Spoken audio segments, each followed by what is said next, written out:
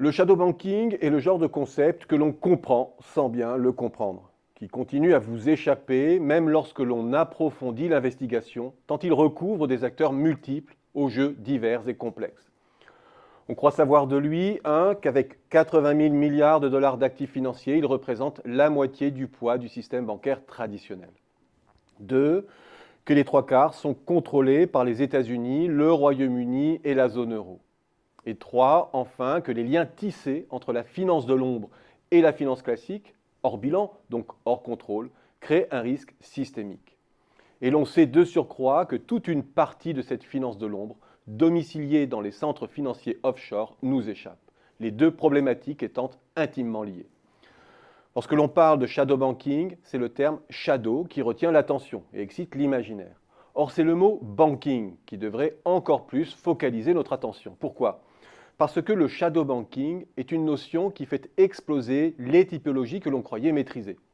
D'un côté, les banques, qui financent l'économie grâce au dépôt des agents privés, mais surtout grâce à l'accès exclusif qu'elles ont à la liquidité que leur procure la Banque centrale.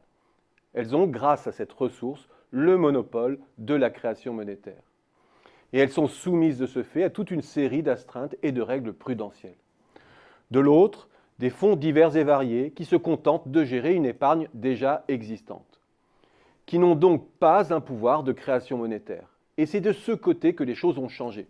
Mais ce n'est pas l'énumération des acteurs du shadow banking qui nous éclaire sur le phénomène. Sur le papier, nombre d'entre eux sont connus et bien répertoriés. Des banques d'affaires, des fonds d'investissement, des gestionnaires d'actifs, des sociétés de capital investissement, des sociétés de garantie de crédit, des sociétés d'affacturage, etc. Alors bien sûr, parmi eux, il y a les fameux hedge funds, dont la simple évocation nous met en alerte sur le caractère spéculatif de ces acteurs. Nous alerte aussi sur le fait qu'une partie de ces acteurs, abusant des possibilités de domiciliation dans des centres offshore, autrement dit des paradis fiscaux, mais surtout réglementaires, vont pouvoir jouer avec le feu et l'argent sale sans véritable contrôle. Mais cela ne suffit pas à cerner le problème, car nombre des acteurs du shadow banking sont domiciliés au sein même des économies développées. Cela ne nous explique pas comment des fonds deviennent des quasi-banques prenant part à la création monétaire sans les garde-fous que suppose une telle activité. Pour le comprendre, il faut saisir toute une série de mécanismes qui créent une forte porosité entre le système bancaire traditionnel et la sphère des investisseurs en tout genre. Je le ferai ici sans recourir à un jargon que je ne maîtrise pas moi-même. Imaginez simplement que les banques puissent débarrasser leur bilan de prêts plus ou moins risqués en les revendant sous la forme de paquets diversifiés. C'est cela la titrisation. Les transférant donc à l'actif d'autres agents financiers. Ces agents deviennent de fait des prêteurs à l'économie. Imaginez maintenant que les banques, s'étant débarrassées de ce risque, puissent prêter davantage à l'économie, tout en respectant les ratios de Bâle et tout en se refinançant quasi gratuitement auprès de la Banque centrale. De fait, se crée alors une chaîne qui part de la Banque centrale pour produire plus de crédits, dont une partie est portée par des agents non bancaires qui deviennent partie prenante de la création monétaire.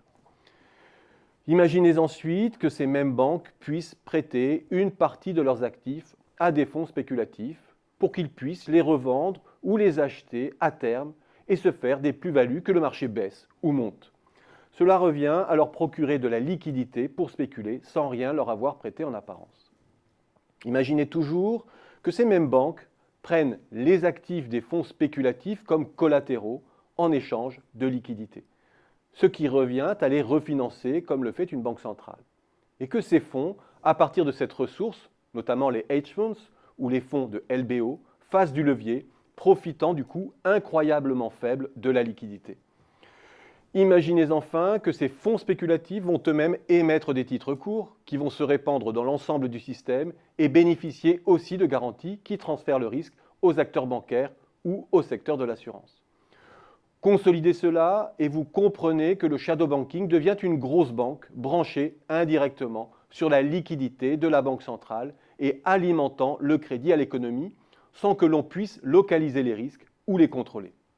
Et vous comprenez aussi que la Banque centrale ne peut restreindre sa liquidité sans penser aux effets de résonance que peut engendrer le shadow banking.